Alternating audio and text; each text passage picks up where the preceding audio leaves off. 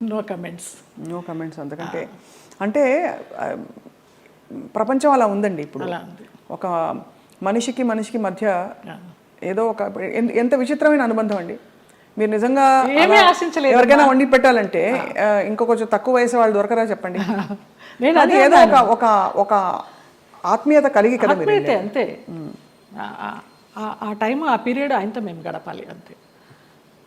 ఆయన క్లబ్కి వెళ్ళడం కూడా మానేశారు మేము పరిచయం అయిన తర్వాత. ఇంకెందుకు నా క్లబ్ హాయిగా ఇక్కడే కూర్చుందామనేవారు అక్కడ. బాగా ఆయనతోటి చాలా ఆ టైము మళ్ళీ తిరిగి రాదు. కానీ అందరినీ పోగొట్టుకున్నారనే బాధ అండి. నేను అందరూ వెళ్ళిపోయారు కదా. శరత్ బాబు గారు వెళ్ళిపోయారు, గుమ్మిడి గారు. ఆ బంధం ఎలాంటి బంధం అని అడిగి కదా, తండ్రి కూతుర్ల బంధం అవ్వచ్చు, గురు శిష్యుల బంధం అవ్వచ్చు. మీ ఆత్మకి బాగా అంటే ఒక విధమైన సొలేస్ ఇచ్చే వ్యక్తులందరూ దూరం అయ్యారు కదండి. వాళ్ళు దూరం అవుతుంటే భగవంతుడి దగ్గర అవుతున్నాడు. వాళ్ళు దూరం కాకుండా ఉంటే భగవంతుని పెద్ద పట్టించుకునేదాన్ని కాదేమో. వీళ్ళందరూ ఉన్నారు కదా నాకు అనేసి. ఏం జరిగినా మన మంచికి. ఇప్పుడు ఎలా మీ దైనందిన జీవితం ఎలా ఉంటుంది? సీరియల్స్ మానేశాను. సినిమాలా రావు పెద్దగా నాకు తెలిసి. ఎందుకు మానేశారు సీరియల్స్? వద్దనుకున్నారా? వద్దనుకున్నాను. ప్రేమెంత మధురంలో ఒక బ్యాడ్ ఇన్సిడెంట్, గాయమైంది హృదయానికి. ఏమైంది? ఒక ఎవరో పేరు ఊరు లేని ఆర్టిస్టు ఒక అమ్మాయి ఎంటర్ అయింది ఒక 6 months బ్యాక్. నేను మానేసే ముందర 3 సంవత్సరాలు అంత చక్కగా బాండింగ్ తోటి నిజంగా తల్లి కొడుకుల్లాగానే నేను, శ్రీరామ్ కానీ అందులో చేసిన వాళ్ళందరూ కానీ అలాగే క్యారెక్టర్ పరంగా మేము యాక్ట్ చేయలేదు అసలు. జీవించాం మేము. గ్లిజరిన్ కూడా వేసుకునే వాళ్ళం కాదు ఏడుపు సీన్లు ఉంటే. ఆ అమ్మాయి వచ్చి కొంచెం యారగెన్స్ అంతా చూపించడము, మర్యాద లేకపోవడం సీనియర్స్కి. ఒక సీన్లో అయితే అయిందని అలాగే అడ్జస్ట్ అయిపోయి చేస్తున్నాను. మానేద్దామా అనుకుంటూ పోనీలే మంచి సీరియల్, మంచి పేరు వచ్చింది, శ్రీరామ్ మంచి వాడు, అతన్ని చూసి చేయాలని అనుకున్నాను. ఒక టైంలో ఇంకా పీక్స్కి వెళ్ళిపోయింది ఆ అమ్మాయి బిహేవియర్. అమ్మాయి శ్రావణ శుక్రవారం నాడు పూజకి గాజులు లేకుండా కూర్చుంది మొండి చేతులతోటి. నేను ఒక పెద్ద సఫిస్టికేటెడ్ మదరు, అంత సాంప్రదాయాన్ని పాటించే మదరు, అత్తగారి పక్కనే కూర్చుని పూజ చేస్తూ ఉంటుంది. అప్పుడు నేను క్యారెక్టర్ పరంగా ఆలోచించి అత్తగారి స్థానంలో నేను ఇక్కడ ఉన్నాను కదమ్మా, నేను లేకపోతే నీ ఇష్టం వచ్చినట్టు చేసుకోవచ్చు, శ్రావణ శుక్రవారం పూజ ముత్తైదో గాజులు వేసుకుని చేయాలన్నానమ్మా. అటు నా చెయ్యి నా ఇష్టం నువ్వెవతి చెప్పడానికి అంది, వేసుకునంది. అంతలాగా ఎందుకు ఏమో తెలియదు. అది ఆరగెన్సీ అంతే. ఆ పిల్లకి సీనియారిటీ విలువ తెలియదు, క్యారెక్టర్ విలువ తెలియదు. ఎవరండి యాక్టర్? ఆఫ్ కోర్స్ చూసే నేను సీరియల్స్ చూడండి కాబట్టి ఇలా అడుగుతున్నాను. అమ్మాయి పేరు కూడా మర్చిపోయినాను, అసలు మైండ్లోనే లేదు అది. చేస్తూ తర్వాత అమ్మాయి September 3rd జరిగింది ఇది, లాస్ట్ ఇయర్. అక్కడి నుంచి శ్రీరామ్ బయటే ఉన్నాడు. నాన్న ఇలాగ జరిగింది, నాకు చేయబుద్ధి కావడలేదన్నాను. నీ ఇష్టమమ్మా, నీకు ఇష్టం లేకపోతే మానే అన్నాడు. కారు ఇచ్చాడు, ఎక్కాను, వచ్చేసాను అంతే. అక్కడ బహుశా మీ ప్రయాణం అయిపోయిందేమో అంతే. అలా ఇలా ఈ సంఘటన ద్వారా అలా కొంచెము అయిష్టంగానే చేస్తున్నాము, ఇష్టం లేకుండా. ఆ క్యారెక్టర్కి కూడా ఇంపార్టెన్స్ తగ్గడము, ఆ ఫీల్ కూడా రావడల్లా చేస్తుంటే. డైరెక్టర్ గారితో అనేదాన్ని, ఇంతకు ముందర ఫీల్తో చేసేవాళ్ళం అండి, ఇప్పుడు రావడం లేదనేసి. డైరెక్టర్ మారిపోయాడు, వెంకట్ అని. అతను చాలా ఇష్టము, చాలా మంచి టెక్నీషియన్. సరే, ఆ యూనిట్ నుంచి బయటకు వచ్చారు, వేరే యూనిట్ ఎవరైనా ఆఫర్ చేస్తే ఎందుకు చేయకూడదు? వద్దనిపించిందమ్మా, ఇంకా అసలు నాకు సీరియల్స్ వద్దు. అంటే నేను ఆ గంగిరెద్దులాగా అలంకరించుకోవడము, రోజుకి అన్ని డ్రెస్ చేంజ్లు, పొద్దు నుంచి నైట్ వరకు టైం లేకుండా. 12 hours అండి కాల్ షీట్. పంపించరమ్మా. నేను తొందరగా వెళ్ళిపోతానంటే, అమ్మ సీనియర్వి నువ్వే వెళ్ళిపోతానంటే మిగతా వాళ్ళందరూ కూడా వెళ్ళిపోతారు. అందులో సీరియల్స్లో బాగా పిండేస్తారు కదా.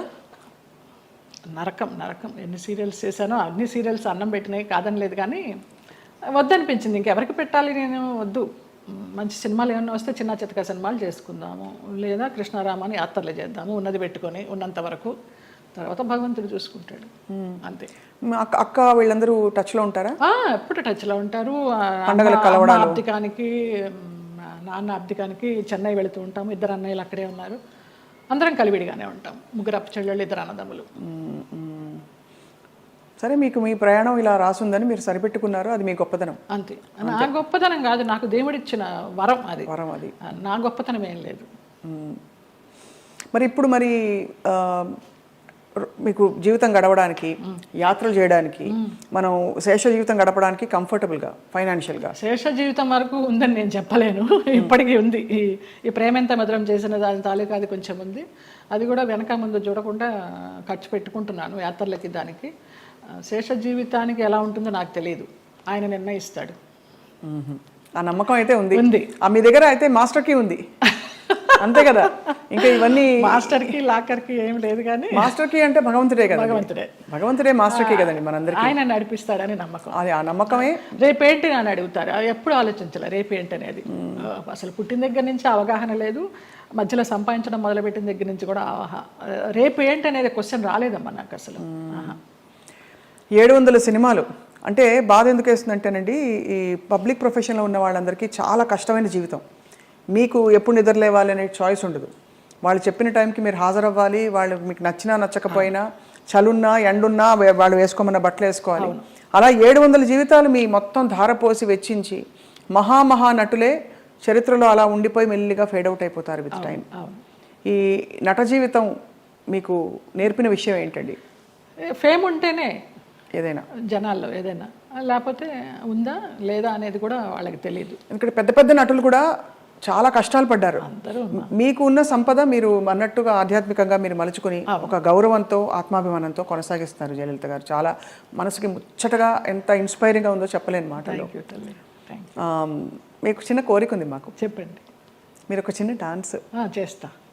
నేను మామూలుగా సెమీ క్లాసికల్ ఏమైనా మూవీ సాంగ్ స్వప్నకు కూడా తేలిగ్గా ఉంటుంది. నువ్వు క్లాసికల్ సాంగ్ సింగర్ కాదని లేదు, ఏమైనా పాడతారు అనుకొని మనసే అందాల బృందావనం అనుకున్నాను. మా సంజయ్ తిట్టాడు, ఎంత పెద్ద క్లాసికల్ డాన్సర్ నువ్వు సినిమా సాంగ్ చేస్తావా అనేసి. అందుకని ఏ సాంగ్ చేయాలి? భామనే సత్యభామనే ఏమైనా ఒక 4-5 లైన్లు అనగలరా? ఆ 2 లైన్లే మళ్ళీ మళ్ళీ తిప్పి అనమంటే అంట. కొంచెం నేను కూడా కలుపుతాలే. మీరు కలపండి. నిలబడే మీరు కూచిపూడా భరతనాట్యమా? 2 అమ్మా. కూచిపూడి చింతా రాధాకృష్ణమూర్తి గారు, భరతనాట్యం జోసుల సీతారామ శాస్త్రి గారు విజయవాడ నుంచి వచ్చేవారు.